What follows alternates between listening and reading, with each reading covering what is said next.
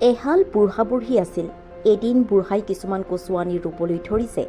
এনেতে কেইটামান শিয়ালে আহি বুঢ়াক মাত লগালে, ককা, আপুনি কচু কেঁচাই ৰুইছে নে সিজাই ৰুইছে?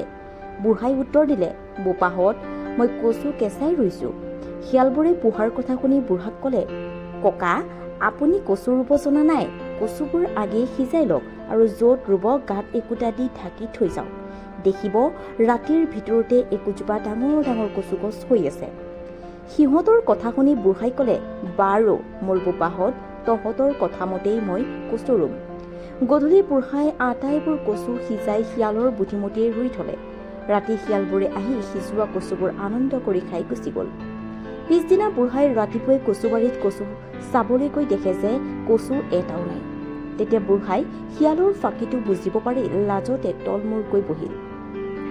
ইয়াৰ কিছুদিনৰ পিছত বুঢ়াই এটা বুদ্ধি সাজি বুঢ়ীক ক'লে, বুঢ়ী, আজি তই মোৰ গাত কিছুমান লালি গুৰ ঢালি থ। গুৰৰ গোন্ধ পাই যেতিয়া জাকি জাকে মাখি আহি মোৰ গাত পৰিব, তেতিয়াই তই ইনাই বিনাই বুঢ়া মৰিল বুলি কান্দিবি।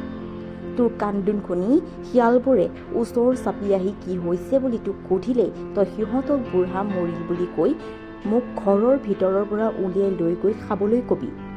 মোৰ ওচৰতে টাঙোন এডাল লুকাই থবি। সিহঁতে মোক উলিয়াই নিবলৈ ঘৰৰ ভিতৰ সোমালেই তই লাহেকৈ দুৱাৰখন জপাই দিবি। দিলেই মই গিৰিচ কৰি উঠি টাঙোনডাল লৈ সিহঁতক কোবাই মাৰিম। বুঢ়াৰ কথামতেই বুঢ়ীয়ে কৰিলত। শিয়ালবোৰে বুঢ়ীক সুধিলেহি, আই, কান্দিছ কিয়?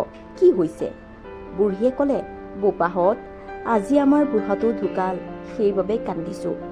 তহঁতে পাৰ যদি বুঢ়াক বাহিৰলৈ উলিয়াই নিশাগৈ। বুঢ়ীৰ কথা শুনি শিয়ালবোৰে ৰংমনেৰে বুঢ়াক নিবলৈ বুলি ঘৰৰ ভিতৰত সোমালত বুঢ়ীয়ে দুৱাৰখন মাৰি পেলালে আৰু বুঢ়াই একেচাবে উঠি টাঙোনডাল হাতত লৈ শিয়ালবোৰক মৰিয়াই মাৰিলে। মাত্ৰ সিহঁতৰ ভিতৰত 4টা শিয়াল কেনেবাকৈ পলাই সাৰিল। কেইদিনমানৰ মূৰত এদিন বুঢ়ীয়ে ক'লে, মই ভালেমান দিন শিয়ালৰ ভয়ত কলৈকো ওলোৱা নাই। যিজনীৰ ঘৰলৈ গৈ এবাৰ তাইক চাই আহোঁগৈ বুলিছোঁ। মনটো বেয়া লাগি আছে। বুঢ়াই ক'লে, বুঢ়ী, তই গ'লে বাটত শিয়ালবোৰে তোক অকলে পাই খাই পেলাব। বুঢ়ীয়ে ক'লে, নোৱাৰে খাব, মই কোনোমতে যাম। এইবুলি জীয়েকৰ ঘৰলৈ গ'ল। বাটত শিয়ালবোৰে বুঢ়ীক অকলে পাই বেৰি ধৰি ক'লে, বুঢ়ী, তোক আজি আমি নেৰো, খাম। বুঢ়ীয়ে উত্তৰ দিলে, খাব খুজিছোঁ খাবি, কিন্তু আহি মই ভালেমান দিন। মোৰ ছোৱালীজনী দেখিবলৈ পোৱা নাই, মনটো কেনেবা লাগি আছে। সেই দেখি মৰিবৰ আগেয়ে তাইক এবাৰ চাই লওঁ বুলি আহিছোঁ। মই উভতি আহোঁতে তহঁতে মোক খাবি। শিয়ালে ক'লে, যদি উভতি নাহ তেন্তে?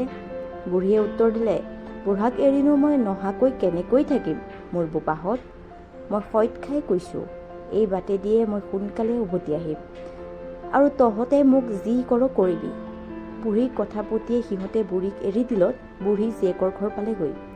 জীয়েকৰ ঘৰত কিছুদিন খাই লৈ থাকি বুঢ়ীয়ে উভতি আহিবলৈ ধৰি জীয়েকক শিয়ালবোৰেৰে সৈতে হোৱা সকলো কথা কলত জীয়েকে মাকক ক'লে, আই, মোৰ ঘৰত এটা ডাঙৰ লাওৰ খোলা আছে। তুমি তাৰ ভিতৰত সোমাই বাগৰি ঘৰ পাবাগৈ। শিয়ালে তোমাক নেদেখে। বুঢ়ীয়ে জীয়েকৰ বুদ্ধিমতীয়ে লাওৰ খোলাটোত সোমাই বাটে বাটে বাগৰি বাগৰি গৈ আছে।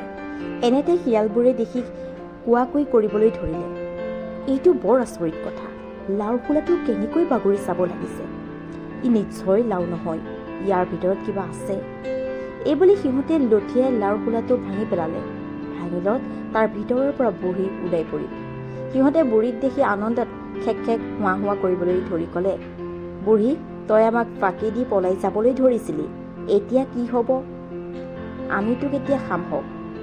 বুঢ়ীয়ে উত্তৰ দিলে, কি কৰিম, খাব খুজিছ খাবি, কিন্তু মই মোৰ জীৰ ঘৰত এটা সুন্দৰ নতুন নাচ শিকি আহিছোঁ। মই মৰিলে মোৰ নাচটো মোৰ লগতে যাব। সেই দেখি মই সেই নাচটো নাচি তহঁতক দেখুৱাম, তাৰপিছত তহঁতে মোক খাবি। বুঢ়ীৰ কথা শুনি সিহঁতে নাচ দেখাৰ লোভ সামৰিব নোৱাৰি সেই কথাতে মান্তি হলত বুঢ়ীয়ে ক'লে, মই নাম লগাই দিওঁ, তহঁতে হয় হয় কৰি যাবি, তেহে আকৌ মোৰ ভালকৈ গাত উঠিব। এইখিনিতে কওঁ যে বুঢ়ী লাওখোলাটোৰ ভিতৰত থাকি বাগৰি বাগৰি ঘৰৰ ওচৰ পাওঁতেহে ধৰা পৰিছিল।